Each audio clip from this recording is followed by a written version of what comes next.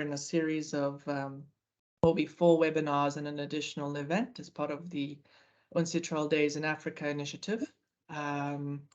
So I see from registrations that we have quite a diverse group of audience members today, from academia, from government, from some private sector law firms, as well as from a number of international organizations. So I do hope everyone joins in and that we can have a nice discussion after all the presentations and comments that we have scheduled. So just as backdrop, this, as I mentioned, is part of a set of webinars that we're running in partnership with UNCITRAL for its UNCITRAL Days in Africa initiative. And we have, we're fortunate to have with us Joubin-Bret from UNCITRAL, who will provide us with some introductory remarks shortly and tell us a bit more about this initiative, as well as UNCITRAL's work in this area.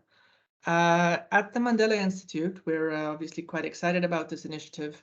In this inaugural edition, we've been sort of enabled to explore areas which are of great interest to us as an institution, so including in relation to how to respond to sort of technological change and its distributional consequences from sort of a legal perspective, against the backdrop of the African Continental Free Trade Area, which we see as an ambitious and important effort at regional integration. And so we're really excited about this set of webinars and what we've been able to discuss thus far, which also go to issues of, inclusion, for example, which are often neglected in regional integration discussions and debate. So so as not to sort of take up too much time, I'm just going to sort of run through the agenda for today very quickly, and then let our speakers get into things so that we can leave some time at the end for questions and answers from the audience. So as a starting point, as I mentioned, we'll hand over to Anna for an introduction. We'll then hand over after that to Karishma Banga, who is a fellow at the Institute of Development Studies in the UK. And Karishma will speak to us about what we can learn from digital trade provisions in South-to-South free trade agreements. After that, we'll have Alex Kunzelmann, who is a legal officer at UNCITRAL.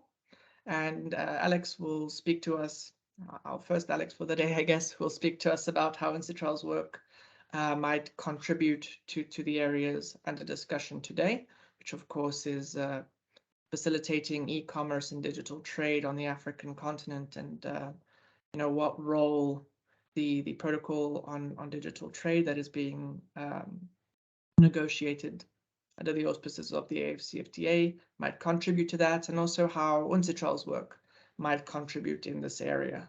So we'll have Alex speaking to UNCITRAL's work, and then after that, I will briefly take off my moderator's hat and speak to what might or might not be achieved through rules on cross-border data flows in particular, under the AfCFTA Protocol on digital trade. On the flyer, you would have seen also that we have Professor Franziska Sucker, and Fran and I worked together recently on a report on cross-border data flows in Africa. And so I'm sort of going to be speaking on behalf of both of us, but she is here and will join us for the discussions, and of course can chip in if she has anything to add, and if I butcher anything in our report. So yeah, after that I'll put my moderator hat back on, and we'll have some time for questions and answers, after which we'll wrap things up. And after wrapping things up, of course, I do hope that we continue the conversation going forward, because I think that's sort of part of the point of this sort of event, is to introduce some of the work being done by UNCITRAL, and also some of the work being done under the auspices of the AfCFTA, and to sort of take further those discussions, which are of importance and which need some further fleshing out, as I think we'll see from today's presentations and discussions. So with that out of the way, I'm going to hand over to Anna now for her to start off with some introductory remarks. So Anna, over to you. Thank you very much, Alex, and thank you for this opportunity to join you online for this third UNCITRAL Day in Africa event organized by the Mandela Institute together with UNCITRAL. It's a very great pleasure for me to welcome you all on behalf of the United Nations Commission on International Trade Law. We are just a few words to give you background information on these Africa Days. They are the UNCITRAL Days are a flagship series of events that we are organizing with institutions of higher learning, with universities, but they're not closed only to students or academics. And they are organized with the support and the involvement of the UNCITRAL Secretariat.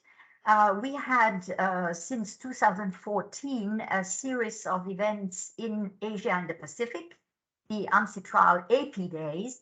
And since 2022, we have launched Latin America and Caribbean UNCITRAL Days, the LAC Days. And for each of these events that are organized during the last quarter of the year, we select one theme of UNCITRAL's work, one or more. In the case of our cooperation with the Mandela Institute, it's more than one, obviously, because we are organizing, as Alex said, 4 events. And we include a number of universities. And for instance, in 2020, we had 35 partnering universities in Asia Pacific, and we had over 30 participating, 34 participating universities and institutions in 16 jurisdictions in Latin America and the Caribbean. So for us, it's an excellent way of creating awareness, promoting the work we do, but also we have some thoughts at the back of our minds when organizing this, because we are really looking for more engagement on the part of African delegations to various working groups. We would like to hear the voice of African countries much more than we do. And so explaining a little bit more what we're doing in the area of digital trade is with the idea in mind that we can interest you in this work and encourage you to take part in our working group sessions and contribute your issues, your problems, your thoughts, and your experience and your best practices to the work we do. So I'm very pleased that we could launch these Africa Days. We did that this year on the 27th of May. We launched the UNCITRAL Days in Africa in Accra, Ghana, and we had a number of universities from the region participating, including the Mandela Institute, represented by Professor Dr. Alexander Beyleveld, who announced that the Mandela Institute would contribute. And so we are extremely proud for this participation. What we chose for this year's themes was really to see how modernization and harmonization of international commercial law can work in the context of the African Continental Free Trade Area Agreement. And we have indeed selected an interesting topic for this session. It's improving intra-African e-commerce. What role for the AfCFTA Protocol on digital trade, and what role for UNCITRAL and UNCITRAL texts?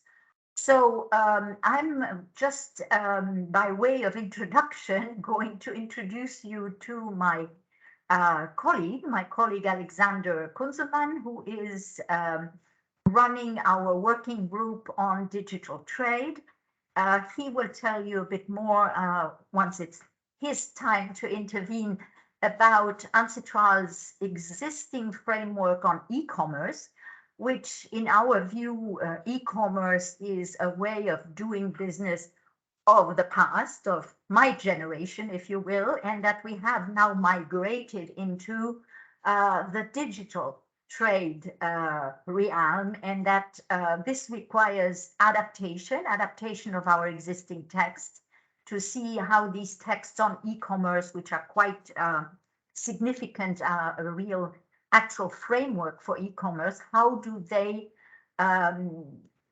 deal with the challenges that arise from digital trade, where everything is remote, everything is virtual, where you have a number of intermediaries, be it platforms or others that we had not anticipated in our earlier text. So he will present all of this, and suffice to say that we are very interested in this new work we have embarked upon. We just finished our identity management, digital identity management and trust services model law that is going to be adopted by the General Assembly of the UN at the end of this year. I can already tell you that it will be adopted as it was negotiated in UNCITRAL. And of course, the new work we're embarking upon, which is precisely on data transactions, on the infrastructure that underlies these flows of data, because they have to take place in a legal context. This data is bought and sold and licensed.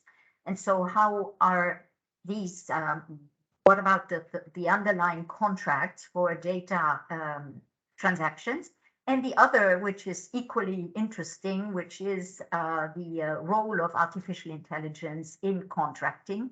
And not only are we contracting more and more with robots and machines, but we will face, and we're already facing, machines that are becoming smarter and smarter and that are learning on. So, how do we deal with that in our remote contracting context? So with that, I leave you in Alex's good hand to address our work in detail. I wish you a very interesting session. I look very much forward to joining you in person next week for the in-person event. And thank you again very much to the Mandela Institute at Wits and the professors and researchers that are organizing this session. Thank you, and have a very good day. Thank you so much, Anna. I really appreciate that, and I think that really sort of sets the scene nicely and sort of gives us context for today's webinar. So as to sort of just get through the content a little bit more, I'm just going to move directly on to Karishma so that we can leave some time for Q&A. So Karishma, I'm going to hand over to you now. Take it away. Yeah, thank you. Thanks, Alex. If you just give me a second, I'm trying to just share my presentation.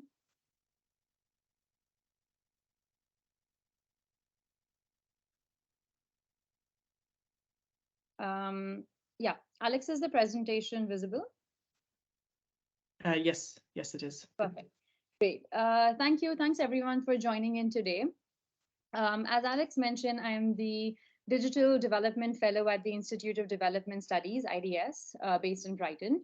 And I'm also the Digital Trade Policy Advisor at the Commonwealth Businesswomen Network. And I wanted to share today some of the work that I've been doing looking at digital trade provisions in AfCFTA. And this draws on some of the work that we did by talking to African firms about the needs of the African private sector when it comes to digital trade, and also looking at trade agreements and what we can potentially learn from South-South trade agreements on some of these issues. So I think I always like to start with this slide to kind of highlight the fact that who is setting the agenda of digital trade that we are debating about or that we are discussing. And so here on the left, we see that the ICT lobbying expenditure in the US has been drastically increasing post 2010, right, reaching almost $80 million in the year 2020. And when we look to the graph on the right, it shows that particularly Facebook and Amazon. The ICT lobbying by these two companies has doubled in just the last 5 years, from 2015 to 2020. So this just goes to show that the lobbying expenditure by the tech firms in the US and also in other developed countries has been drastically increasing. And the issues that these companies are lobbying for, they've also gone beyond domestic issues to issues in trade agreements, seeking free cross-border data flows, bans on data localization, bans on source code sharing, and so on. And it's very critical to understand that, since the consensus is not being reached at the WTO level, a lot of this agenda is being pushed forward through bilateral or free trade agreements. And it's very important to understand the norm setting in these smaller groupings, because they will have very important implications for evolution of multilateral agreements as well. While the agenda is being shaped by the tech lobby, as we were seeing, we know that there is a big digital divide, particularly in digital trade as well.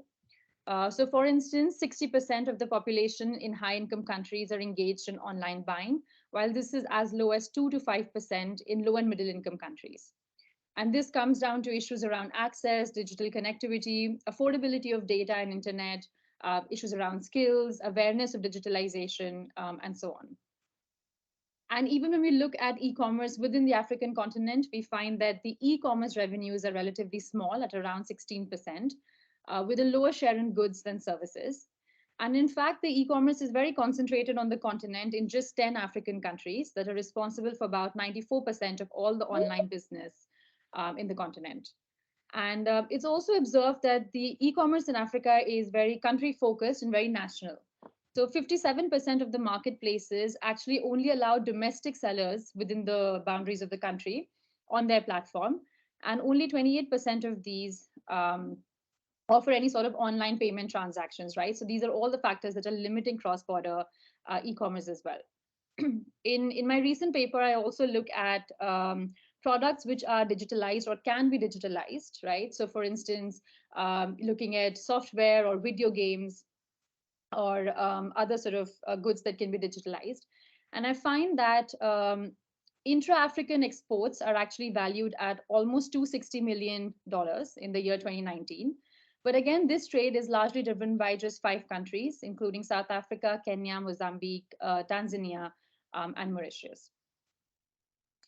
So here I've tried to indicate that, so I look at the share of intra-African exports of digital goods in a country's total exports of digital goods. And we find that for some African countries, intra-African trade or other African markets are actually very important export destinations for digital products.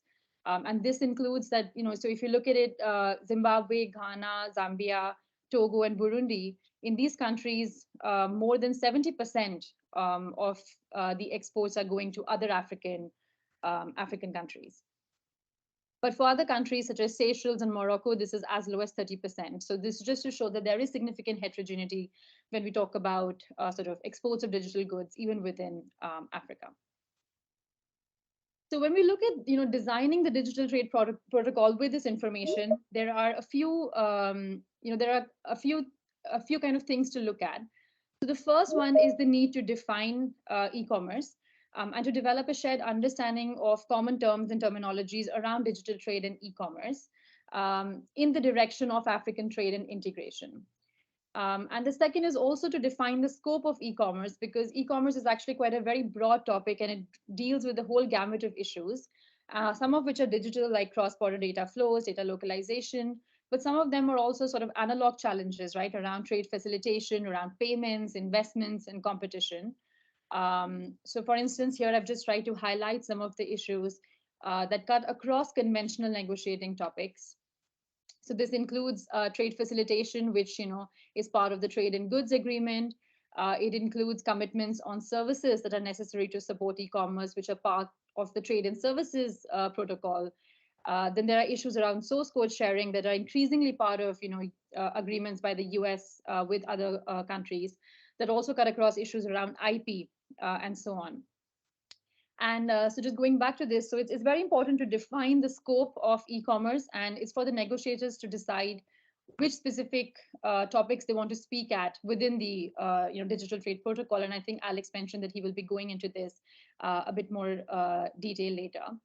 And I think what is often overlooked is understanding the depth of the commitments, right? So they can be hard commitments that are legally enforceable, but they can also be sort of best endeavor or soft commitments that are not legally enforceable, but more are in terms of creating that cooperation or facilitation framework for capacity building. So if you look at RCEP, one of the very ambitious digital economy agreements, we see that actually the chapter on e-commerce is not legally enforceable and does not require sort of hard dispute resolution mechanisms, but is more a sort of soft agreement on the subject. So in some of the work that we've been doing, we're looking at South-South digital trade provisions to understand what lessons potentially are there for African countries. And this is largely because developing countries, they share very similar contextual and political constraints to innovation. And they're also digital latecomers in this space. And so they're trying to kind of fight and converge with the digital development levels of high-income countries. And therefore, it's interesting to see how southern countries or how countries in the global south are engaging with each other in digital trade. So here we look at around 60 South-South preferential trade agreements. And it's interesting to know that only 12% of these agreements actually include e-commerce in a conventional topic, whether that's trade in goods or trade in services, while 20% of the agreements include e-commerce as a separate chapter.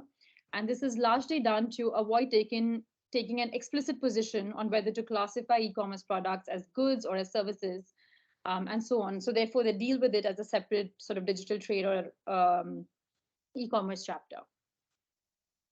And here I've tried to kind of just summarize and give some findings, emerging findings from South-South digital trade agreements. Interestingly, we note that the top 3 provisions that feature in South-South digital trade agreements include provisions on data protection. So this is largely related to privacy, data privacy, or protection of personal data, which features in 23% of the South-South trade agreements. This is followed by a provision on electronic trade facilitation. So this includes electronic signatures, digital signatures, and so on. The third most common provision is consumer protection, which includes online consumer protection and sort of dispute resolution.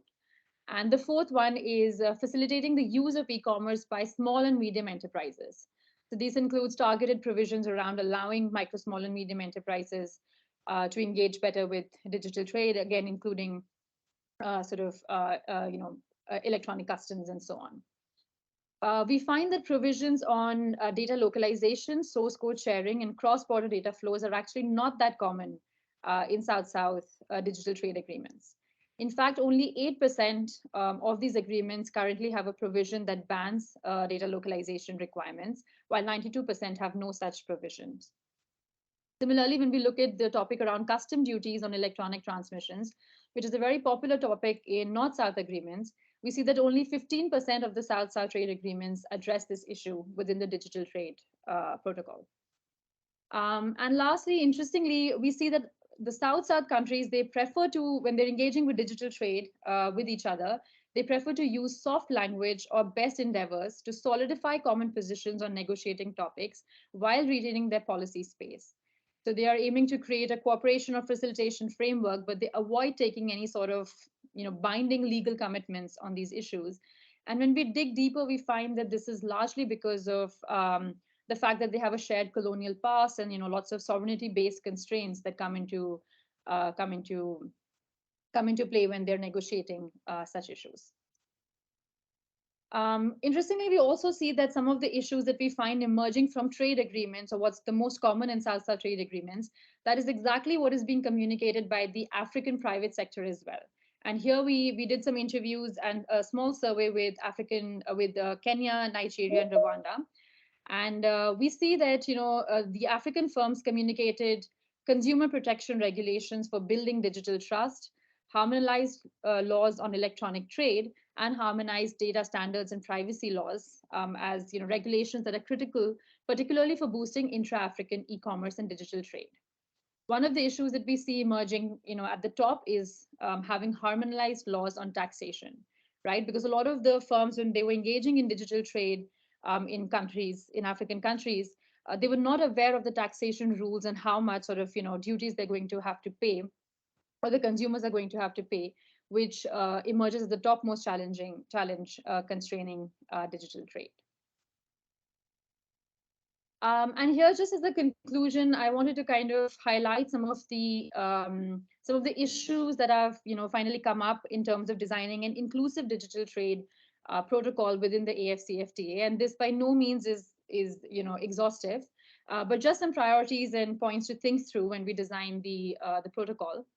As I mentioned before, the first one, of course, is looking at defining the scope of e-commerce and digital trade, and to which issues the digital trade protocol really wants to speak to, as well as looking at the depth of engagement, whether this is hard commitments or soft commitments, as we see emerging in South-South trade agreements. The second one is looking at not only the development of e-commerce and digital platforms, right, but also facilitating the linkages between firms with these national and regional third-party e-commerce platforms. What we find is that a lot of the African firms are engaging in e-commerce through their own e-commerce enabled websites, or through online contact forms, or through email, and very less through these third-party e-commerce platforms like Jumia, partly because of the high sort of commission fees and transaction fees involved in engaging with these platforms. So those kind of linkages are very important for inclusive development, and particularly looking at specific and targeted provisions for small and medium enterprises. The third priority is looking at supporting the regional economic communities and regional blocs in building their internal capacity for data sharing and data processing. So when we interviewed the African firms, we realized that there is actually quite a lot of appetite within African firms for sharing the data on regional platforms. But what they lack is the capacity to analyze and process the data and to create digital intelligence from that data to then generate some sort of competitive advantage in the market, right? So they are very keen on sharing the data regionally, but they need more awareness in terms of what are the conditions and terms for sharing of this data and processing of this data. Fourth, there is space to, perhaps the AfCFTA can retain space to navigate critical issues around data localization and source code sharing, because these are also going to have very important implications for technology transfer between sort of foreign firms and domestic firms. And again, this emerged as a critical need for the African private sector as well. Fifth, there is space to retain sector-specific policies on data if the African regulators want to retain control over data pertaining to critical sectors, for instance, defense or finance or health, which we see as the sensitive sort of sectors in a lot of these countries. Interestingly, we find that a lot of the African countries do have data privacy and data protection laws, which we saw as emerging as the most sort of common provision. The problem really emerged around enforcement of these data laws. So 32 countries, African countries, had data privacy laws, but only 15 of them had actually appointed a data protection authority to implement those laws. And there were lots of disparities emerging across countries, where some countries like Nigeria don't even require any sort of notification for a data breach, while other countries like Ghana are quite advanced in terms of imposing fines when there are data breaches. So there's a lot of disparity in terms of how these laws are being enforced, which is then creating challenges for digital trust for data sharing. So there is space for the AfCFTA to perhaps support cooperation between national data protection authorities, and also support regional data protection authorities for pooling resources, sharing best practices, and harmonizing data enforcement across member states. And this sort of kind of regional data sharing or development of regional data centers, can also lead to cost cuttings and just create economies of scale. And lastly, as I was mentioning before, I think taxation is an issue which is very critically linked to digital trade. So the AfCFTA can provide a cooperation platform for countries to coordinate their approaches around issues of taxation of cross-border e-commerce on the continent. So yeah, I think with that, I'll just leave it, and I'm happy to kind of come back to some of these issues in the Q&A. And here I've just posted a link for anyone who's interested in getting a bit more deeper into some of these issues. And so this is at the UN repository as well. So yeah, thank you. Thank you very much, Karishma. And yeah, please feel free to pop that link into the chat so that audience members can go have a look if you like. So yeah, I think that really sets the scene very nicely and gives us a good sense of the kinds of issues that are at stake. I think, you know, speak to some of these issues a bit later as well, and I'm sure our other Alex will touch on some of them too. But speaking of him, I'm going to hand over to him next to discuss UNCITRAL's work in this area. So Alex, over to you. Thank you very much, Alex, and I apologize for the confusion by my name being very the same as our distinguished moderator. So hopefully that won't cause any problems in the Q&A session afterwards. But firstly, I just wanted to thank you at the Mandela Institute for organising this, following on from the opening words by Anna. But also, I'm delighted to be following Karishma in this presentation, because it was I found her presentation to be excellent in mapping the current state of play, the policy questions at play, but it also provided a very useful segue, as you rightly say, Alex, to the presentation that I'm going to look into, which really is to drill down onto one of the different elements that Karishma flagged in one of the earlier slides, and that is the electronic transactions component of electronic commerce, the issue of electronic commerce as discussed and negotiated in the context of these free trade agreements. So bear with me as I hopelessly multitask and try to bring up my presentation. So I hopefully can you see it on screen there? It's or am I busy loading, and there we go. okay? Yes, Unless I've done it, so that's okay for you. You can see there the slide. Yes, it's in presentation Okay. mode. Okay. How about should I change that so it's another way? I can share my window instead. So let me just switch to sharing the window. Let's see. Does that work better? It's really up to you. The previous way was good. But do you see that this slide's on? You see that my presentation there, and I'll just see flick it in. the PowerPoint. Yes, the PowerPoint presentation, but it's not in presentation mode. There we go. Now it's in presentation mode. Okay, again, sorry. I apologize for my failures in multitasking. But yes, so as I mentioned, the purpose of this presentation is to really drill down on one of those aspects that we see commonly addressed in these digital trade agreements. And that is one on electronic transactions. So it's a really useful segue into seeing what UNCITRAL has been doing in this space, and indeed in this space over a period of several decades, and then also to reflect on what the current work plan of UNCITRAL in the area of digital trade may mean for this space generally, in particular in view of questions about cross-border data flows, which Karishma flagged is not so much an analog issue in a way, but it's a specific issue to a digital trade. So moving along now, Anna has already given the overview of UNCITRAL as a body, but it's worth now just reminding participants here, particularly those who are just joining us, the UNCITRAL being the core legal body of the United Nations system in the field of commercial law, and in particular one that is mandated to modernise and harmonise rules of international commerce.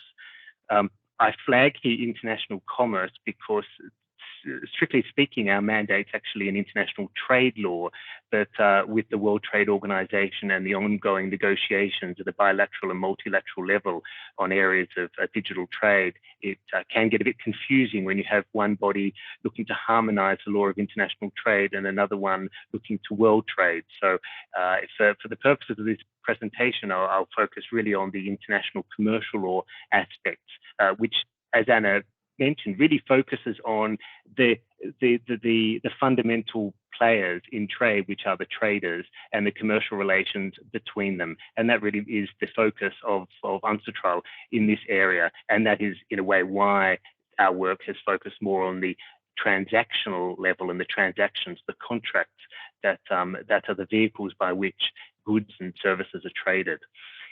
And so UNCITRAL has been actually in the space of electronic commerce or electronic transactions for quite some time, working back in the 1980s on electronic payments and working towards making legal sense of the early days of electronic data interchange as a means of exchanging messages between commercial parties. And over the ensuing 3 decades has seen the development of a number of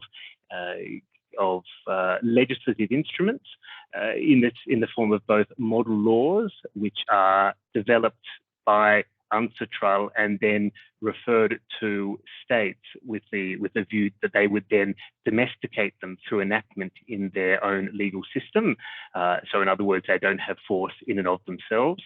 But also, as this next slide will show, we have been developing hard law instruments, treaty level instruments, and that is in the middle of the slide here. You'll see the United Nations Convention on the Use of Electronic Communications in International Contracts. Certainly, we're one for the legal technicalities and not for the snappy titles that we would give to our instruments. So on this slide, you'll see in chronological order the main instruments that have been the product of the work of UNCITRAL in the area of electronic commerce. And in particular, the workhorse in this has been our Working Group IV, which continues to be engaged on legal issues related to digital trade. And that's something that I'll come to at the end of this presentation. For the first part, I'm really looking at reflecting on what we have done. This is, in a way, a bit of an awareness rating exercise. And I know, Karishma, from your own research, and I have definitely, in preparing for this presentation, been greatly assisted by looking at some of your research that you have presented in the presentation today. But I see that you will be aware of this one aspect of our work.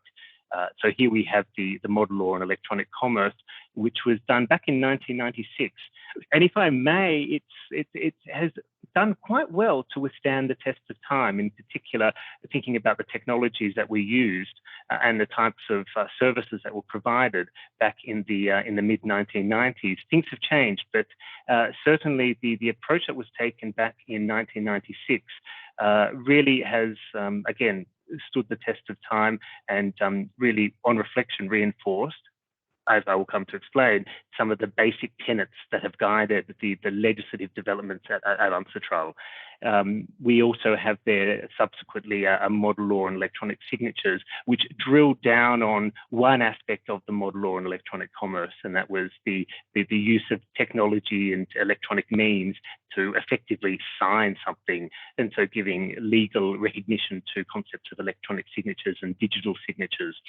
Then these legislative rules that were developed over these first 2 model laws were then enshrined at a treaty level in 2005 with the United Nations Convention on the Use of Electronic Communications in International Contracts. Again, snappy titles not being really our forte. And then after the passage of time, 2017, we have the UNCITRAL model law on electronic transferable records, which really applies some of those tried and tested basic tenets to actually the use of electronic bills of lading, electronic letters of exchange, any of these documents of trade that are transferable. And one thing that I will flag just now, and I hope I'll come to explain a bit later, is this, to me, is an important development because it goes to applying UNCITRAL techniques from the transactional level and the communications between the parties, but actually applying those techniques to actually now an item of trade, which is the digital asset, which is the electronic transferable record.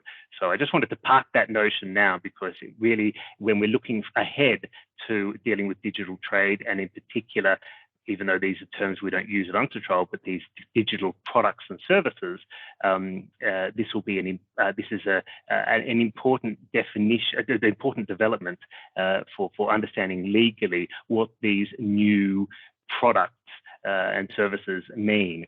And then finally, only this year, and this is what Anna had flagged in her introductory remarks, we have a new model law on the use and cross-border recognition of identity management and trust services. You'll see my eyes meandering across because I actually have to still remind myself of the title. Again, not snappy titles not being our forte, but this is an instrument which applies, again, the same tenets and basic principles of those earlier instruments into the new era of electronic identification and authentication, as well as new offerings of digital services that provide assurance as to qualities of data in a data-driven world. Having these new service offerings which give businesses certainty as to the data that they are presented is something that we have sought to give legal recognition to in this latest model law.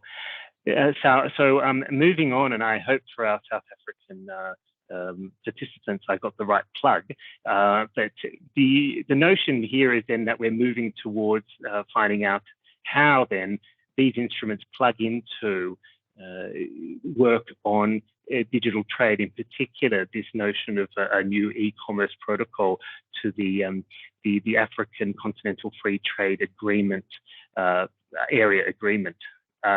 And I have to say that we are really privileged to be at this stage, to be engaging with stakeholders at this pivotal moment where, as Karishma has rightly said, it's a question of defining the scope of e-commerce, because certainly e-commerce is, as we have seen in recent bilateral and multilateral negotiations, can mean a range of different areas, giving rise to a range of policy questions, and invoking some very serious questions to grapple with among the government officials negotiating these, and the needs for coordination. Given that breadth, it's important for us to understand how we can plug in and have this opportunity at this stage in the negotiations to present our case at UNCITRAL, to say how we are relevant to those discussions. So it really is here in the spirit of defining, to really say that despite the reference to our work being on e-commerce, and we have a working group on e-commerce and a model law on e-commerce, that really, given the ensuing discussion around e-commerce in a World Trade Organization and cross-border trade context, we're not talking so much about e-commerce at UNCITRAL, but rather about electronic transactions. So essentially the records and the communications between the parties by which they engage in their trading activities. And for that reason, we're looking at data and data messages that are used to comprise those communications and records.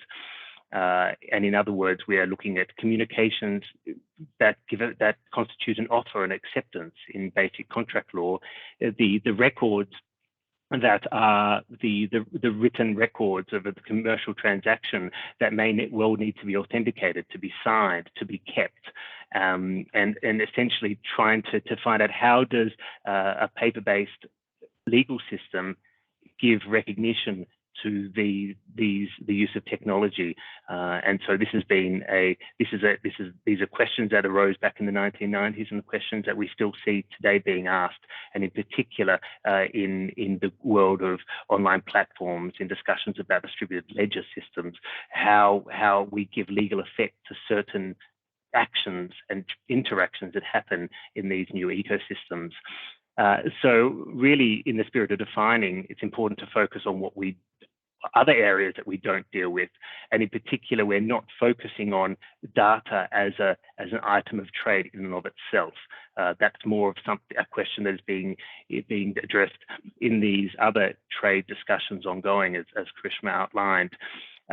So we're not looking at, and in addition, should I add, we're not, and this is quite important, we're not focused on regulating commerce that is carried out through digital technologies. So we're not looking at regulating communications that may constitute unsolicited messages. So we're not dealing with spam, and we're not looking at regulating how traders are to engage with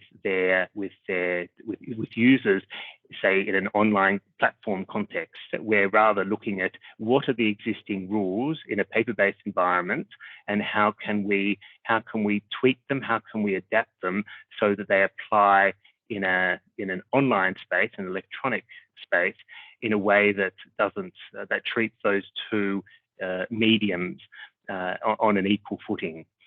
And lastly, I've added there, and I'm glad I did, because we've heard the discussion about how important these are to users, and also how prevalent they are within the context of the states that are party to the African Continental Free Trade Agreement, questions of consumer protection and personal data protection. So these are areas that we leave to one side. These are not areas that we seek to harmonise at UNCITRAL. So then, what do we do? And here I have flagged, and this repeats what I said earlier about, we are looking at giving effect to the principle of non-discrimination against the use of electronic means. We're seeking to allow transactions that occur in cyberspace, transactions online, be it on platforms, websites, or through email communication or other means of electronic communication, to ensure that those transactions are given the same degree of legal certainty, legal standing, as those communications and records that occur in an offline world. So that's the first basic tenet of non-discrimination. And the second one is the principle of technology neutrality. And that is to say, once we're in the realm of electronic, the use of electronic means, we don't distinguish or single out particular technology. And it's useful for us to recall the importance and the dare I say, the future-proofness of this approach, as we see new ways of trading emerging through online platforms, online ecosystems, and the use of technologies that are allowing us to do more through machine learning and other forms of automation. It's a good opportunity for us to reflect on the benefits of laws being developed in a technology neutral manner. And the third tenet or basic principle here is that of functional equivalence, which is really the approach that we have applied when you look at the existing legal system and say, what is how does it apply to electronic commerce, and seeing what do we need to plug? Are there any gaps that need to be filled in order to ensure that this legal system applies to these electronic forms of trading? And that's the approach when we see, say for example, a rule on the law requiring something to be in writing, or there's some detriment that occurs due to the failure of something being in writing. How do you then adapt that rule to ensure that it applies in an electronic environment? And so the provisions that you see in UNCITRAL text are really mapping or providing that bridge between the offline environment and online environment. And as we will see that, well, as you can see from this slide, the UNCITRAL instruments, model laws, conventions in this area are actually quite widely adopted, particularly in Southern Africa. And I took a quick look, and here among those countries that are within the sub-region that the UN classifies as Southern Africa, we see all but one state, the one being Lesotho, which I understand has a bill that's being considered in Parliament, but the others all have legislation that is inspired by or implements the UNCITRAL model law on electronic commerce and subsequent instruments as well. And it's interesting to note that you'll see some earlier adopters in South Africa in 2002, but you'll see that still these model laws are having uptake within the region. In particular, you'll see Eswatini there has enacted and promulgated only this year legislation to give effect to the UNCITRAL model law on electronic commerce. So that attests to the ongoing relevance of these instruments, as well as the attest to the benefits of the very simple technology neutral approach that was taken back in 1996 by UNCITRAL in this area.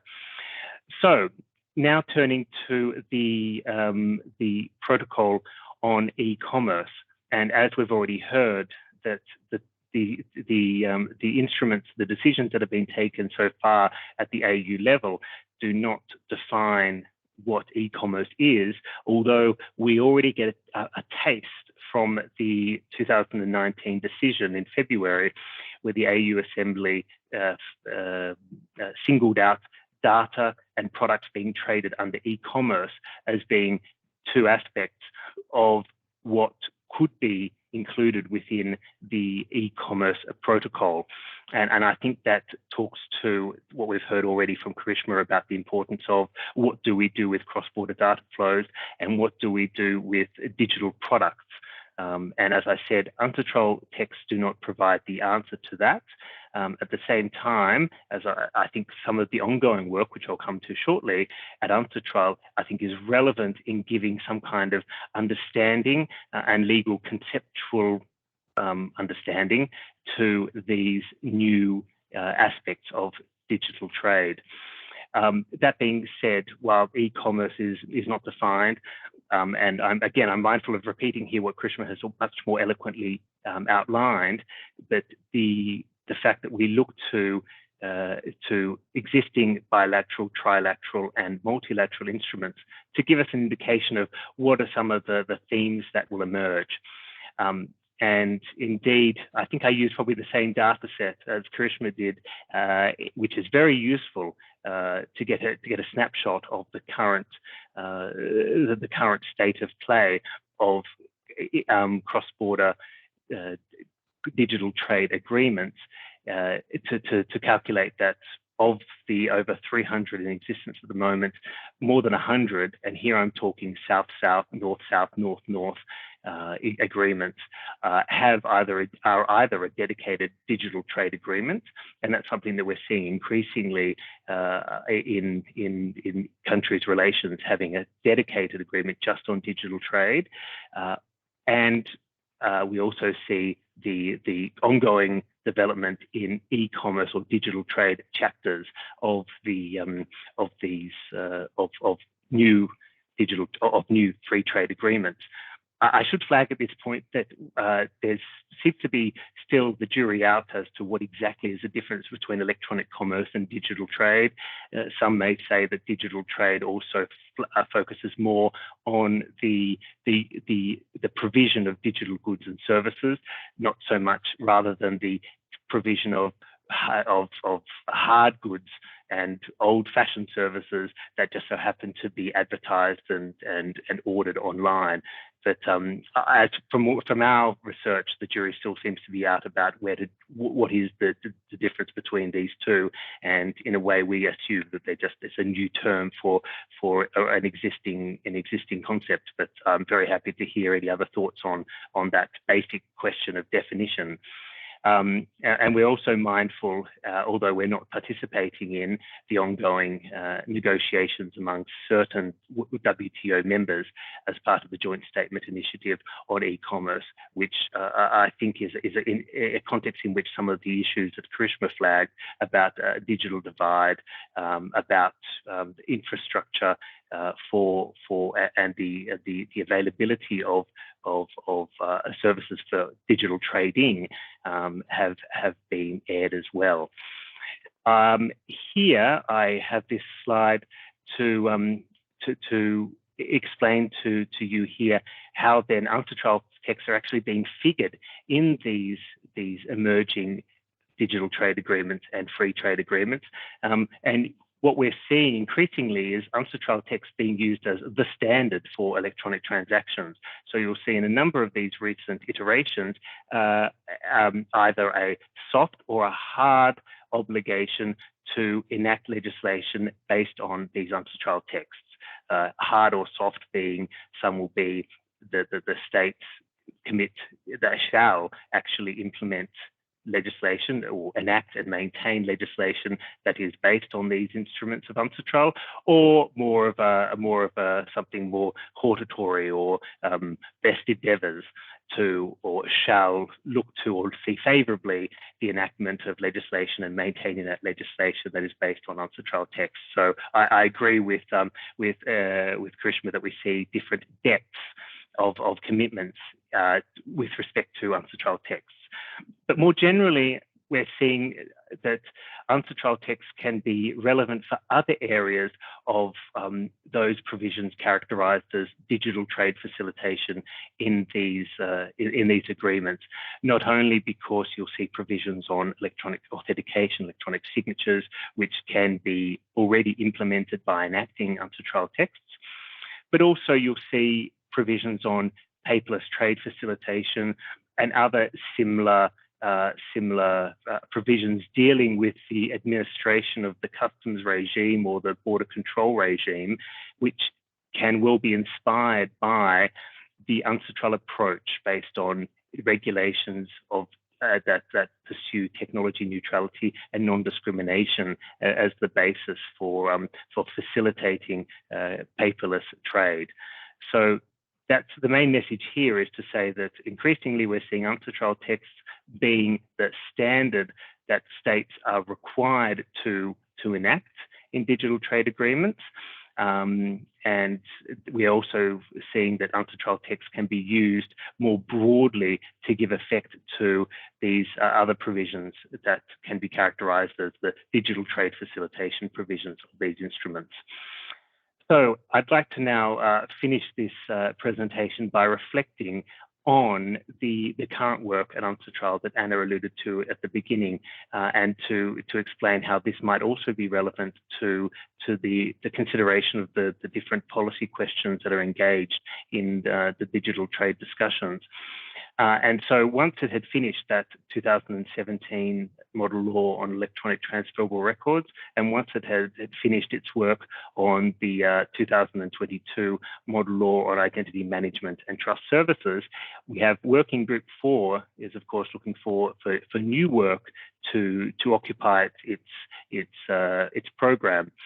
And to prepare for this moment, the Secretariat had been busy looking at different legal issues related to emerging technologies and their use in trade, and in particular in cross-border trade, and highlighted several topics for further exploration. And these are artificial intelligence and the use of automation in trade, data transactions, and here this is essentially just just as much as you transact in goods and services, this is the transactions between parties in data. Digital assets, I mentioned before, electronic transferable records as being one instance of a digital asset, but we're seeing increasingly digital assets being an object of trade. And so what are the legal issues associated with digital assets? Online platforms being new forums in which to engage in electronic commerce, and finally, the concerns raised about the meaning of distributed ledger technology in its emerging use in trade. So the Secretariat, we looked at each of these issues, and through a process which became known as a legal taxonomy, we asked ourselves some very fundamental questions from a legal perspective about what are we talking about here, the importance of defining in legal terms what it is that we're dealing with here, both the technology but also the application of the technology. Secondly, is to look at who are the parties, who are the commercial parties that are concerned in the deployment and the use of these technologies and their applications, and what are the legal relationships that exist between them that are engaged in this use.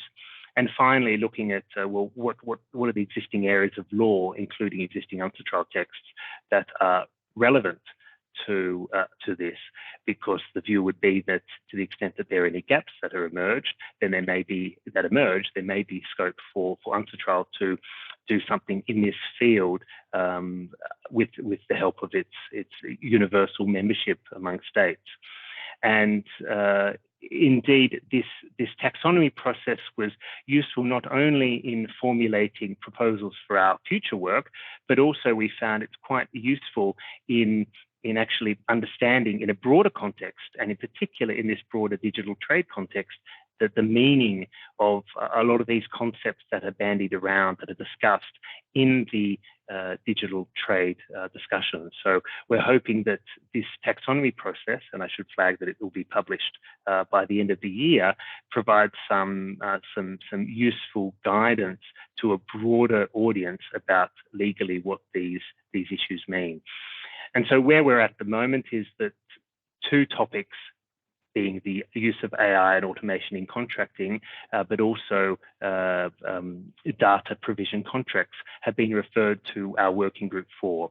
The use of automation in contracting, use of automation in contracting was considered by our Working Group IV 2 weeks ago. It was the first session at which this was considered. And when the Working Group next meets, in April next year in New York, it'll be the first occasion for it to consider contracts for the provision of data. And you may well be thinking that this engages questions about personal data protection, but we have sought to distinguish the work on the basic legal obligations and rights between parties to data contracts, distinguishing that from personal data regulation and balancing the two, so we can say that we can still work on the base layer of legal rights and obligations between those parties without interfering with other processes, regional and international, aimed at harmonizing or promoting data protection regimes or personal data protection regimes. And I've given the website link there to the ongoing work of Working Group IV, in case there are those here who are interested in tracking that. And there's a separate work ongoing within the Secretariat to produce a legal guide on distributed ledger systems in commerce. So that is essentially that's the overview of the work that UNCITRAL has done. So I'm hoping here to have given a background into what UNCITRAL has done in the past, how it plugs into the ongoing discussions on the e-commerce protocol, but also to provide some reflection on possible broader relevance of the ongoing work of UNCITRAL in this very important area. And I look forward to the Q&A session, and thank you very much for your attention and time. Thank you so much, Alex. That was really great. I think that also sort of gives one a sense of probably much of the answers, or maybe non-answers to questions that I'll touch on soon, because these sort of issues of legal taxonomies and shared understanding of terms and sort of definitions and so forth really are very important for answering the question that we've got there in the title of the webinar, right? So before we can even begin to discuss what an AfCFTA protocol on digital trade can do, for example, for improving intra-African e-commerce or e-commerce more generally, you know, one sort of has to understand what e-commerce or digital trade in fact is, and I'll get back to that in a moment as well. I'm going to then take off my moderator hat and just speak a little bit about a report I recently wrote with my colleague Franziska Zucker, who is in the audience as well and will join us for the Q&A. We wrote this report, which is titled Cross-Border Data Flows in Africa, Policy Considerations for the AfCFTA Protocol on Digital Trade. And I'll put a link to that report in the chat so that participants can have a look at it if they're interested. So that naturally doesn't focus you know, on all things digital trade. It considers predominantly the issue of cross-border data flows, which is obviously quite a central area, and you know, is central to e-commerce or digital trade, however one defines it. But just briefly to just touch on what we discussed in the report.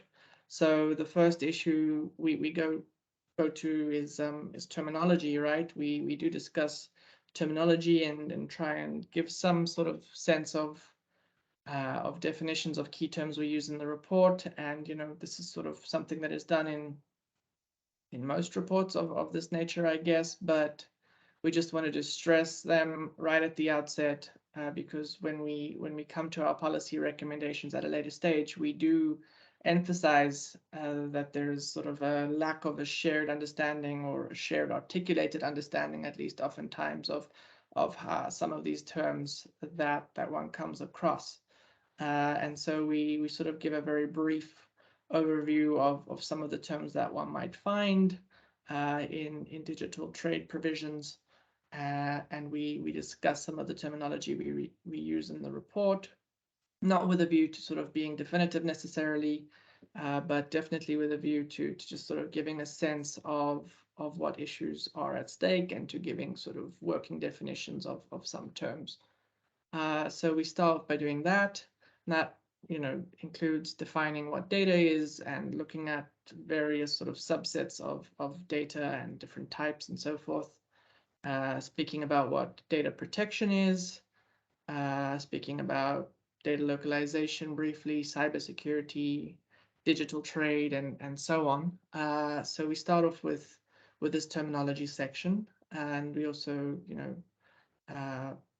touch on this issue of data protectionism and what that consists of, because this is also quite a contested term and is often used with a particular agenda in mind to mean a particular thing, but there's not very much agreement about what this term entails. And so we just sort of discuss the contours of that debate more than sort of weigh in on exactly how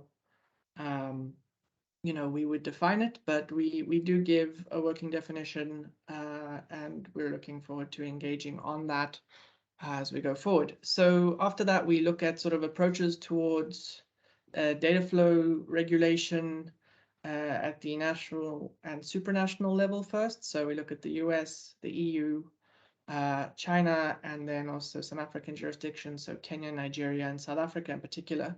And we look at how cross-border data flows are regulated at the national level, or in the case of the EU, at the supranational level, and sort of show how there are sort of different approaches to regulating these issues around the world, what those look like in sort of the larger economies of the world, and also what they look like in some of the African economies. We then turn to the international or regional level and sort of discuss approaches to restriction versus free flow in trade agreements, sort of at the international level, again, using the same set of countries as examples, so the US, the EU, China, and to the extent that there are African countries that have provisions on cross-border data flows in FTAs, we discuss those a little bit as well.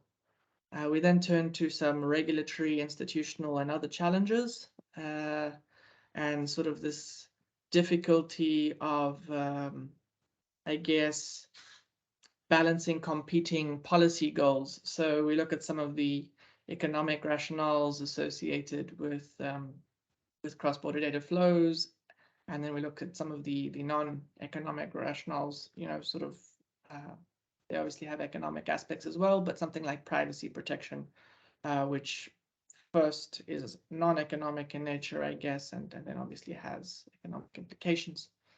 And then we discuss also, the issue of policy coordination, capacity and budgetary constraints, and then we begin to touch on this idea of a lack of shared understanding of concepts and policy goals before we move on to our policy recommendations, which is really the heart of the report.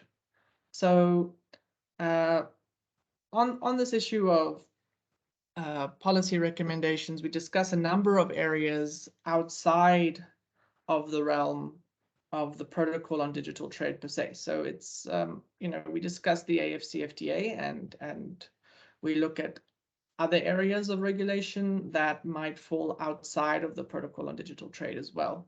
So if you look at the question that's being asked here in the title of the webinar, what is the role of the protocol on digital trade for improving intra-African e-commerce? So that's a bit of a more narrow question. More broadly, we also deal with this issue, of what are the prospects for the continent to access other markets beyond intra-African markets. And then we also, look to deal with other goals and also sort of trying to alleviate some concerns around what we think are our chief policy challenges in this area. And they're very much in line with what Karishma has already said earlier. So sort of addressing distributional and developmental issues, including sort of digital divides, industrial policy goals, ensuring that the manner in which we approach the regulation does not increase economic inequalities, whether that be within African countries, between countries in Africa and other countries. So we sort of look at all these different levels of distributional inequalities and think about that as context and how sort of regulation in the AfCFTA context can go to alleviating some of these concerns, or perhaps even, if we're lucky, addressing some of them. So with that in mind, and I'm conscious of time, so I'm just going to make a couple of points so that we can have some time for discussion. So, we do stipulate sort of initially that there's probably a number of things that the protocol on digital trade simply cannot do. So, it's worth thinking through what those things are. So, when we're looking at improving intra-African e-commerce, the protocol on digital trade is not going to help with issues relating to infrastructure and improving access to infrastructure. It might, to some degree, address competition issues, but something else that we address in the report quite extensively is the cross-border regulation of competition. And we think there of sort of rules that might fall under the competition protocol as opposed to the digital trade protocol of the AfCFTA. And so there are a number of things that, for purposes of this webinar, I guess we won't really get into, but are worth mentioning because, it gives you a sense of what this protocol can and cannot achieve, I guess. So with that out of the way, I guess we can think then of examples of what the protocol on digital trade could ostensibly do in the area of cross-border data flows, and in turn, in the area of improving e-commerce or enhancing digital trade and so forth, right? So there are obviously other areas that are relevant here too. So one wouldn't just look at cross-border data flows in a digital trade agreement. One would look at other issues as well, but that's sort of the one that we focused on. And then at the outset, I guess, just from a stance perspective, when you're thinking about the protocol that's still being negotiated, and it's an ambitious effort to negotiate any trade deal among more than 50 countries, right? So at the outset, we sort of have to ask ourselves, like, what sort of perspective are we taking here? Are we thinking about it from a South African perspective, or from the perspective of what a good deal would look like for all countries involved? So that's something we've asked ourselves throughout the process of producing this report, and it's a bit of a difficult question to answer. So for purposes of this report, at least, we've just sort of touched on issues that are important, as opposed to making concrete recommendations that would be good for particular countries or particular stakeholders in particular countries. So we just sort of touch more on the areas that need to be considered and where there will be debate and where debates need to be resolved, and so on. So then what can a protocol on digital trade do? And I guess the first thing is to provide certainty. Legal certainty, as always, is one of the first things that get touted when it comes to what trade agreements do. So when it comes to the regulation of free flow of data across borders versus allowing for restrictions. If you have some kind of provision in a protocol, you have some level of certainty about what is and what is not allowed when it comes to restricting flows across borders within Africa. And then on the other hand, of course, if you provide, too much of a concrete set of rules at this point, one might restrict industrial and other policy space. So in a way, what's at stake there is legal certainty versus allowing for countries to perhaps explore a little bit more first what they would like to do. And, as our report sort of tends to show, at the national level, you can get a fair amount done when it comes to regulating cross-border data flows without having to undertake international commitments. And I know that Karishma's, we've already had a discussion with Karishma about this before, about at what level one should start at when it comes to regulating cross-border data flows. But there's certainly a lot that can be done at the national level, of course, with, as already mentioned by Karishma, the issue of enforcement capacity being quite an important factor there. But just from a pure policy perspective, you can get quite a lot done at the national level. And so that is one sort of area for debate, is how much do you want to lock some rules in and ensure that there's some level of legal certainty. And on the other hand, and these don't necessarily speak across purposes, but they're often seen as speaking across purposes, I guess. But on the other hand, you want to allow for some space for exploration and, to allow for policy space to for countries to essentially experiment with their data policies, because this is still somewhat of an nascent area in many African countries. Beyond that, digital trade protocols can also encourage provisions on data protection and cybersecurity, or at least allow for them, make room for them. And I think oftentimes in the African context, we think of like the Malabo Convention, for example, when it comes to, say, data protection and cybersecurity, and say that that's perhaps the proper negotiation forum for data protection and cybersecurity issues, and perhaps that's true. But within the digital trade protocol of the AfCFTA, there's obviously scope for clarifying to what extent countries can take, say, data protection and cybersecurity measures. And that, greater data protection and cybersecurity, while measures taken to ensure those things are often, seen as potentially trade restrictive, they can also facilitate greater levels of trade, if one thinks about it, because if you have more secure cross-border data flows and better levels of data protection, then there's greater trust in cross-border data flows, and that can certainly, I think, improve digital trade and e-commerce at some level. So then, this brings us, I guess, also back to the broader point, or just finally again to come back to the broader point of, is international level regulation desirable or necessary in this space? And that again depends on some of the issues that have already been touched on by Karishma and Alex, which is, to what extent do we have a shared understanding of concepts and terminology? To what extent do we share norms, values, and policy goals within different African countries? Do we share theoretical and practical understandings, or do we have the same sort of frameworks for what rules on cross-border data flows are supposed to do? And, to what degree do we need policy coordination across other disciplines when it comes to regulating cross-border data flows?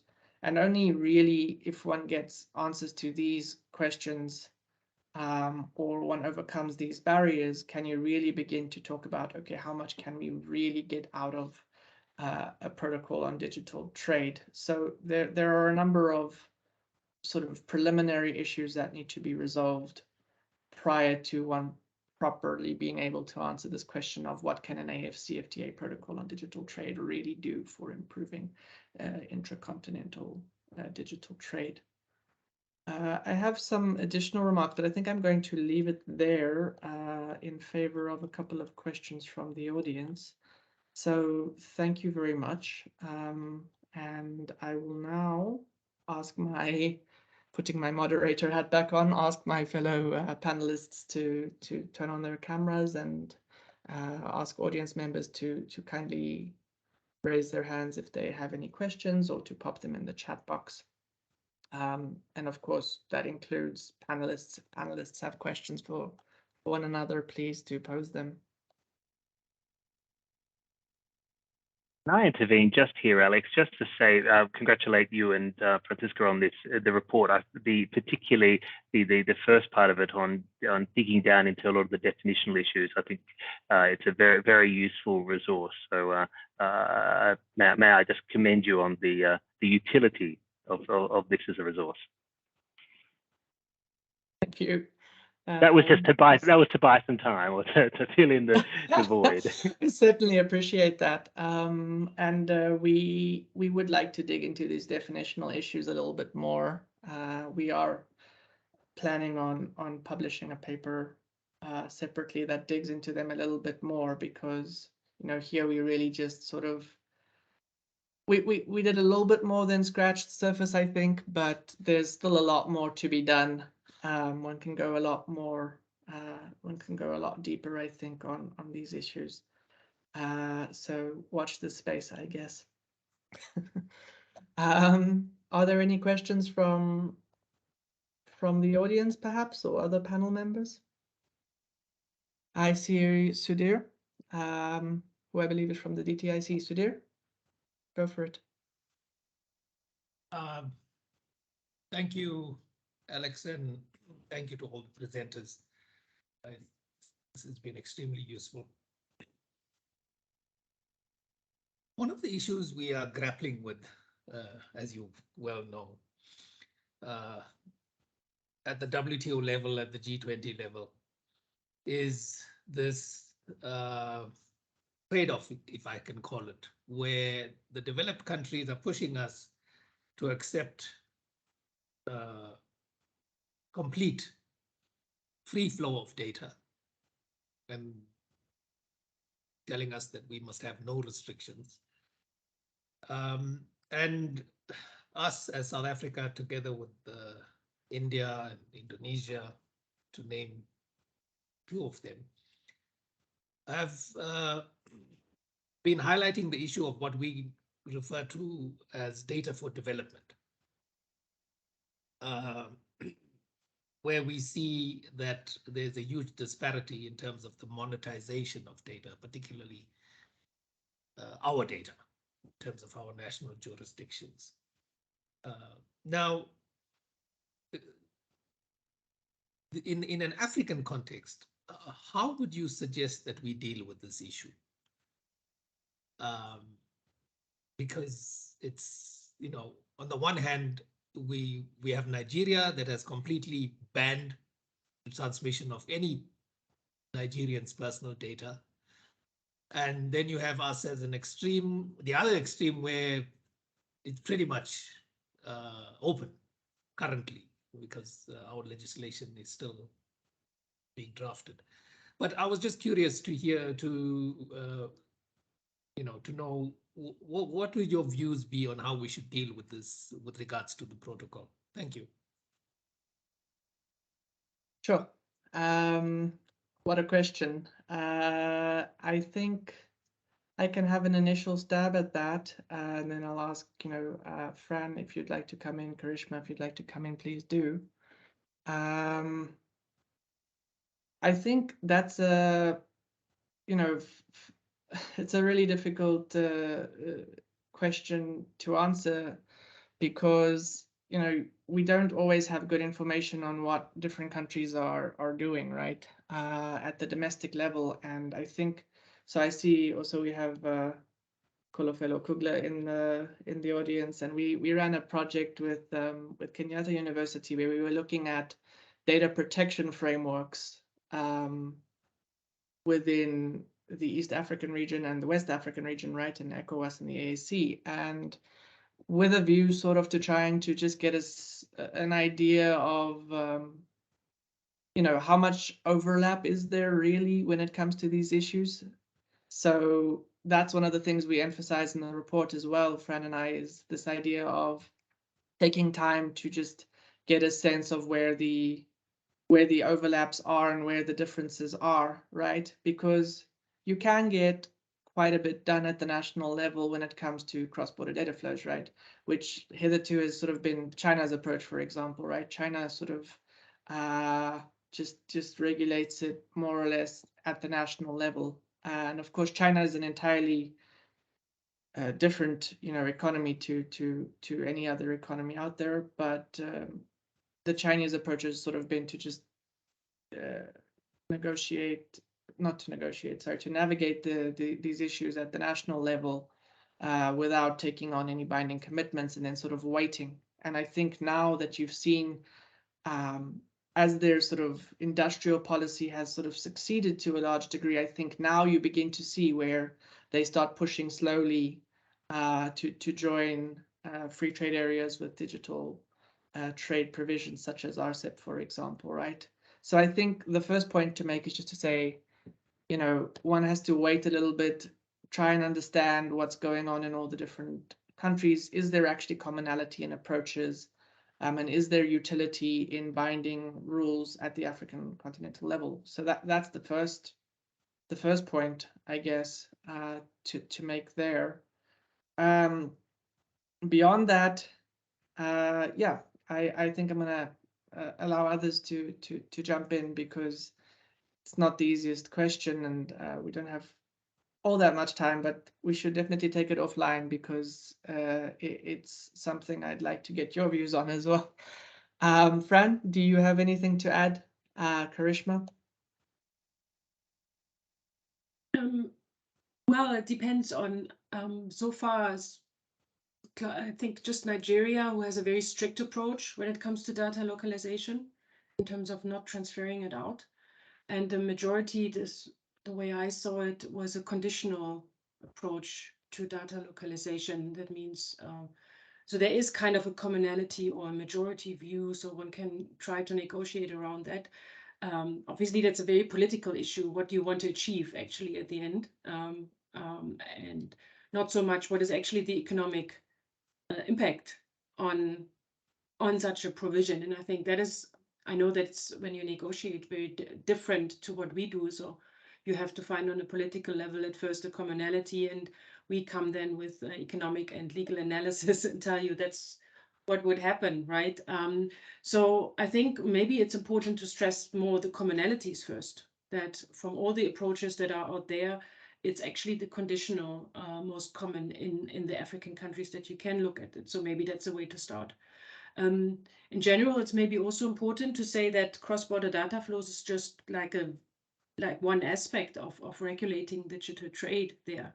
It's basically just the means of enabling the exchange of digital subjects. So when you approach restrictions versus free flow, obviously the US will tell you you have to have free flow because that's their general approach, and for different reason than the EU would have that in China. But there are other what do you think approaches coming up? So if you look at Russia or India, they have also a slightly different take on it.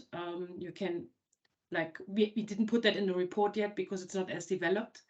Yeah, but there is a lot there from India that has also they call it industrial development approach, but it's very similar to kind of like protecting the yeah, I would say industrialization in India. But I have read that sometimes it's at China and India you cannot compare Africa because they use the market size to develop their digital industry. However, one should not forget that Africa in general as a continent has a huge population and market. So if you actually do put in effort of developing a continental market, you could, and I think Karishma said that use economy of scales earlier, or can at least think of starting to make use of it. So there are lots of aspects what you maybe have to do first before looking at such industrialization efforts. That is just, and yeah, cross-border data flows are just a very tiny aspect. Maybe that's just an addition, because Karishma said also earlier there are cross-cutting issues and core issues for the protocol. I agree with that entirely. The cross-cutting issues, I think the most important thing would be the competition aspect. There's still a lot of scope, and we can go into that at another time further. But data flows would be one of the core issues of such a protocol, because that is the enabler of exchanging trading subjects. So that would be really one of the core issues to actually have to be regulated in the digital protocol. Over to Karishma. Sorry.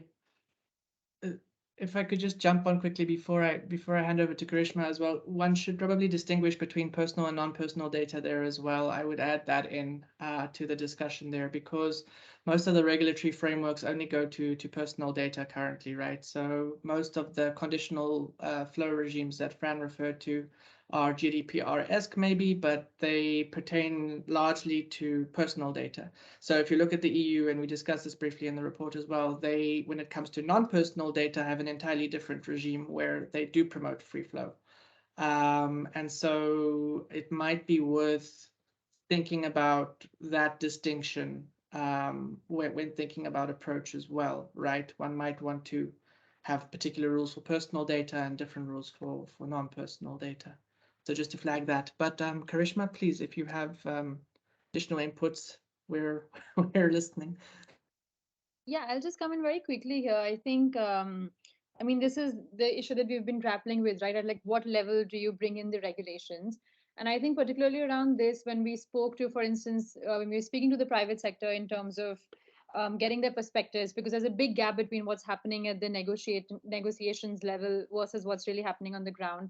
And we see that there is, as I mentioned before, a lot of appetite for intra-regional data sharing, not so much more generally on the continent, because if you look at like the level of digital development in Zambia versus Morocco versus Egypt, it's very different, right? So it's very difficult to get that legal binding aspect in terms of the continental regulations. But in terms of regionalization, I think it's a bit more feasible and perhaps a bit more realistic.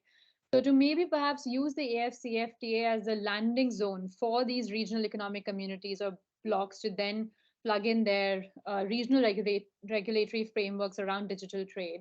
I think that's one of the issues we're thinking through. And the second one is to recognize, and I think Alex touched a bit about this, is getting the granularity right, right? Like, so it's not only just personal data versus non-personal data, but it's also looking at sector-specific policies on data. And some of the sectors like health, finance are very critical. So the approaches that countries are going to follow, even at the national level for these sectors, are likely to be very different from economic data of other sectors. So I think developing that sector-specific policies and retaining the national policy space to regulate data for critical sectors, I think continues to be important as countries look forward to like how to fit with their data policies within their broader industrialization policies. I think that's the main goal, right? Like how do you want to achieve inclusive economic development? It's not just boosting digital trade, but for what? So I think embedding it within the wider trade policy or industrial policy is quite needed, and which will lead to different sort of national and sector specific policies. But yeah, no easy question or answer by any means. So, yeah, we can easily have a full day of discussion just on this issue, probably. I'm cognizant of the fact that we've run over a little bit, but I'm going to give a question to Ijeoma, and then I'm going to read the question from the chat, and then I think we're going to leave it at that, unfortunately, for today. But Ijeoma, please go for it. Yeah, thanks for this wonderful presentation and quite interesting and informative. This question is for Karishma.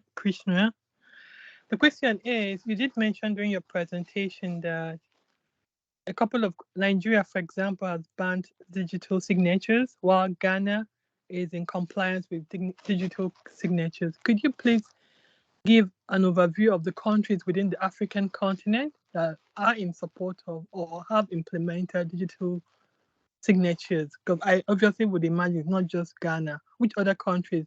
You mustn't name all of them, just to have a feel of what the continent is or how she's responding to digital signatures.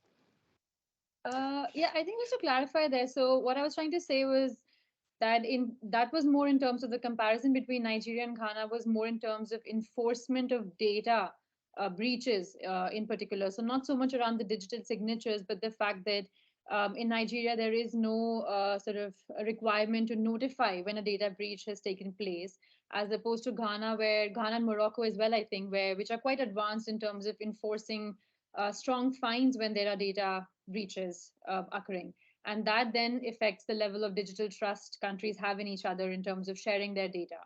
So it's so the point that I was trying to make was that there is a lot of disparity in terms of enforcement of data privacy and data protection laws. So the issue is not so much the awareness of these laws and developing these laws, but building the regulatory and institutional capacity to implement and monitor these laws across African countries. Because I think for signatures, I think that's one of the things that has come up as more like a low-hanging fruit, where there seems to be a bit of consensus built around that there is need for digital signatures and electronic signatures. And we see that in the South-South trade agreements as well emerging as a common provision. But even I think in those digital signatures, and I think this was mentioned before, there are some issues around neutrality of the signatures and which signature is considered to be, which signature is given priority, where countries are having different approaches. Whether that has to be signed off, for instance, by a ministry or versus not a ministry, where or just a simple electronic signature can do. So there are some issues emerging in the signature space as well, but I think more or less that's more of that's a less contentious issue as opposed to, let's say, cross-border data flows when we look at the digital trade protocol. So yeah, I hope that clarifies the point that I was trying to make. Yeah, it does. Thanks a lot. Thank you. I see Alex K also has his hand up there. I thought he might want to chip in on this one as well. Alex? Just quickly, I think Karishma's really answered it here. Really on the question about digital signatures, which we see really as a particular type of electronic signature. Indeed, we see the difference between states, between those who have an entirely permissive regime that any electronic signature works as long as it identifies a signatory and gives an indication of what the signature was used for. So purely a functional equivalence. Then you have those regimes who go into regulating and say, look, we like the public key infrastructure associated with what we know as digital signatures, and you set up a legislative regime for the use of digital signatures which are supported by a certificate authority for particular use, either with government or to give it a particular legal standing. And it's there that we see that then the trade issue becomes a cross-border recognition of the certificates given by those different authorities. So the base UNCITRAL approach, and I'm glad here that Karishma talked about the low-hanging fruit, because the digital facilitation provisions, the electronic transactions provisions, really we agree they are the kind of lower-hanging fruit. So the first ones to really come out of negotiations as a kind of park that we've done that. For us, it's purely just about facilitating electronic signatures of whichever technology or approach is applied. Great. Thanks, Alex. So I see in the chat there is another question from Stanley for Alex K. Could I maybe suggest that you take that one in the chat if possible, Alex? And then I'll read out this question from Cheryl. I'll read it out. It's for myself and for Fran. So I'll read it, and then maybe Fran can try and provide an answer, and then I'll chime in with some comments afterwards, and then maybe we can wrap things up, because I know that we have run over time. But I do encourage everyone, to reach out to one another and take the conversations further, because the questions being asked are really interesting and important, I think.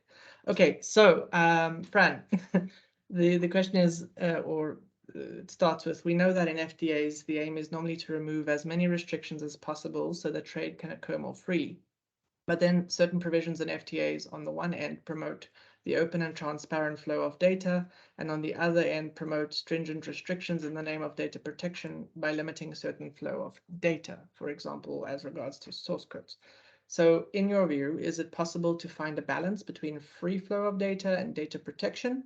Or do you think the distinction between personal and non-personal data resolves this issue entirely?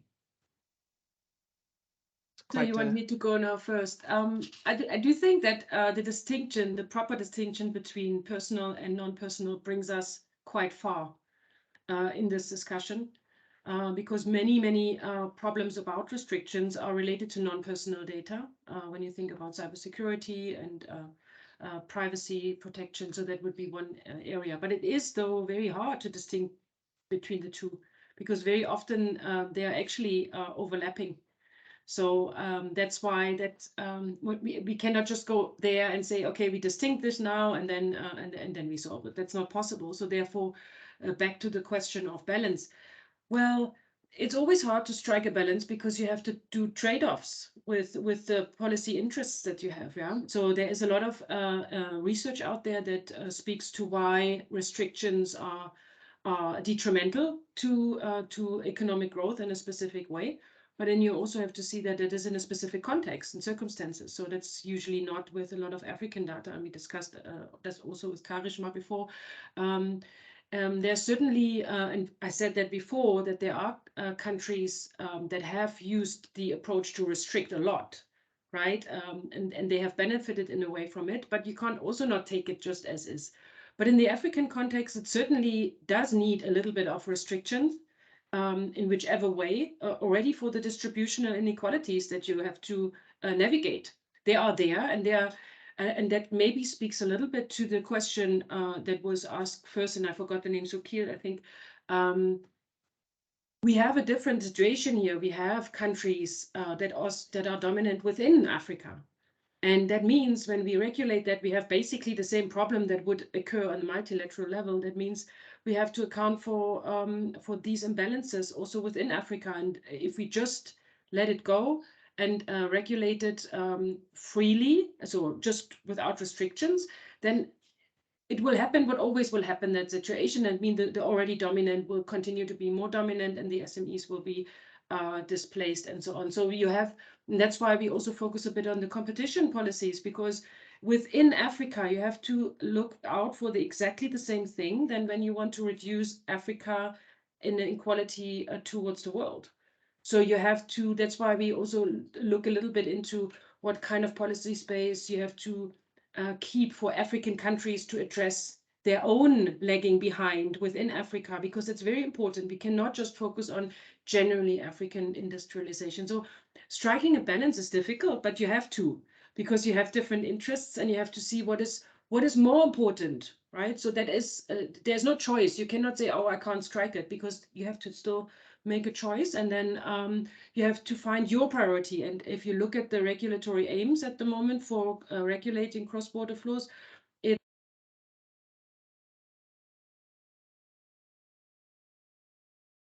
Fran, you've somehow gone on mute.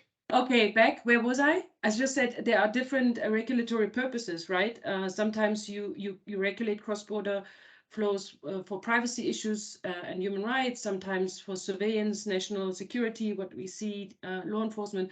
Africa would be more on the side of economic development, whether they like it or not. They also have issues of human rights and privacy, but that's not, if they are truthful, they are digital latecomers, so to speak, and that's what probably their focus should be. So that would be my contribution to restriction versus free flow. So it's obviously very difficult, but you have to make a choice of priorities. Yeah, I think that's right. And I think I would just add on top of that, you know, you do have this difficulty with distinguishing between personal and non-personal data, as Fran had mentioned, right? So I think one thing that one perhaps would want to get a better sense of, and what we don't really have a good sort of empirical take on, I think, is, you know, if you look at data flowing across borders, how much of it is personal data, how much of it is non, and how much of it is mixed, right? Because you have mixed sets, and these mixed sets are usually treated as personal data for purposes of regulation in places like the EU, for example, right? So I guess it would be nice to get sort of empirical work that goes to you know, how important are these relevant, these different components, I guess, right? In order to try and get a better understanding of you know, what balance to strike. And then of course there's also the continuous debate about, you know, technical feasibility, right? Oftentimes, as Fran mentioned, countries, you know, localize data ostensibly for national security purposes, right? But there's very much a debate about whether that, you know, actually, you know, whether localization measures actually do contribute to better national security outcomes, right? So there's also that level of sort of at a technical level, what is better kind of debate, right? When that you have to consider when engaging this balancing exercise. So beyond that, I won't add very much more, but I see we have a hand from Karishma and then also from Alex. So Karishma? Yeah, thanks. I just wanted to build on what you mentioned and what Franz also mentioned around the trade-offs. And I think so when we talk about restrictions, it depends ultimately what the industrial policy objective is of the country when they're looking for these data restrictions, right? So if you look at data localization laws or other sort of restrictions on data flows, you might argue that yes, they could increase the compliance cost for businesses. You know, they could perhaps make it more expensive for firms to kind of set up their data centers locally, and as a result they are pushing up the cost. But that's a very sort of narrow objective that you're looking at. But if you broaden it up to looking at if the overall objective is to build the domestic digital industry and to kind of convert with the digital development levels that we see in higher income countries, then I think that makes sense, right? So you're able to kind of put in place those restrictions to develop the local players, to build up the domestic capabilities, industrial and digital capabilities in attaining that policy objective. So I think the policy objectives are different for different African countries, and it also depends on their stage of development. So if you look at China as well that you were mentioning, the kind of model that seemed to follow around digitalization is that being a player in the digital space, being open, but then putting in place lots of restrictions around data localization, firewalls, and so forth, right? So they build up really their domestic industry, and then now they've actually managed to climb up the digital ladder, so to say, and now you have some of the biggest platforms emerging from China. So it has made that it has upgraded in terms of its digital strategy, very strategically using its data localization policies at specific points in time.